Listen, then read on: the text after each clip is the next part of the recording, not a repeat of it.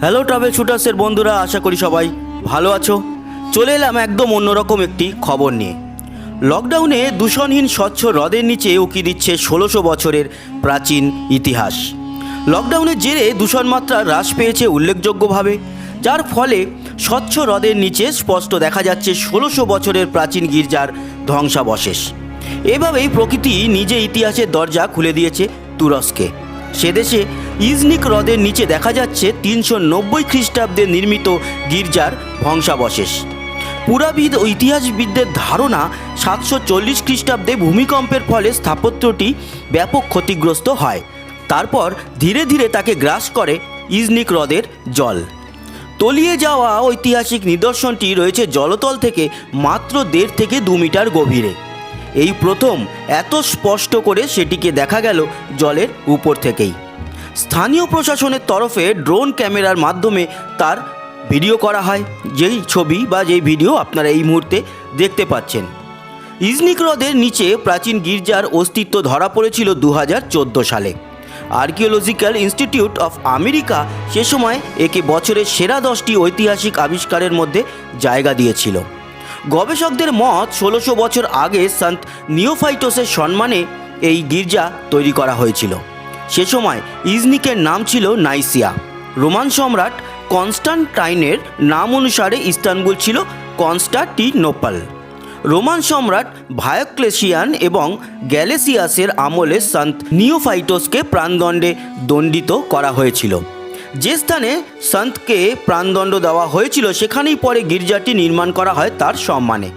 মধ্যযুগের বিভিন্ন নথিতে দাবি করা হয়েছে ইজনিক হ্রদের তটের বধ্যভূমিতে প্রাণদণ্ড দেওয়া হয় সন্ত নিওফাইটোসকে।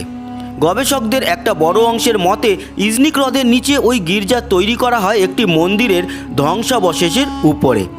ইতিহাসবিদেরা নিশ্চিত গির্জার ধ্বংসস্তূপের নিচে আরও প্রাচীন সভ্যতার চিহ্ন আছে। এই দাবির পিছনে কারণ হলো হ্রদ থেকে রোমান সম্রাট অ্যান্থনিয়াস পায়াসের সমকালীন মুদ্রা ও অন্যান্য প্রত্নতাত্ত্বিক জিনিসের সন্ধান মেলা। পরবর্তী সময়ের বিভিন্ন শাসক যেমন সম্রাট ভ্যালেন্স, সম্রাট দ্বিতীয় ভ্যালেন্তিয়ানের সমসাময়িক মুদ্রা নিদর্শনও পাওয়া গিয়েছে। রোমান সম্রাট অ্যান্থনিয়াস পায়াস ১৩৮ থেকে ১৬১ খ্রিস্টাব্দ অবধি সিংহাসনে আসীন ছিলেন।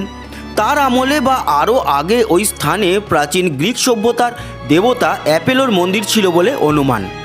হ্রদের তলদেশে খনন করলে সেই সভ্যতার সন্ধান পাওয়া যাবে বলেই মনে করছেন ইতিহাসবিদরা।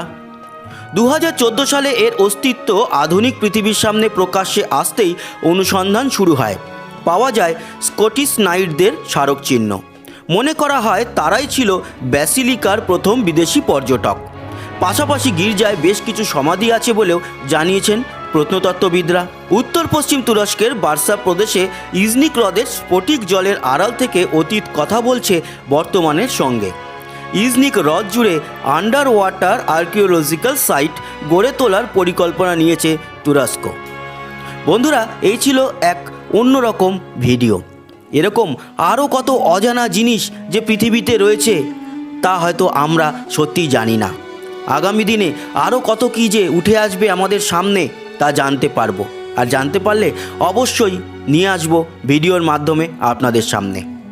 এই ভিডিওটা কেমন লাগলো জানাতে ভুলবেন না। সঙ্গে থাকবেন, সাবস্ক্রাইব করে লাইক শেয়ার অবশ্যই করবেন, আর কমেন্ট বক্সে লিখবেন আপনার মতামত। আসি, আবার দেখা হবে। সবাই ভালো থাকবেন, সুস্থ থাকবেন। টাটা।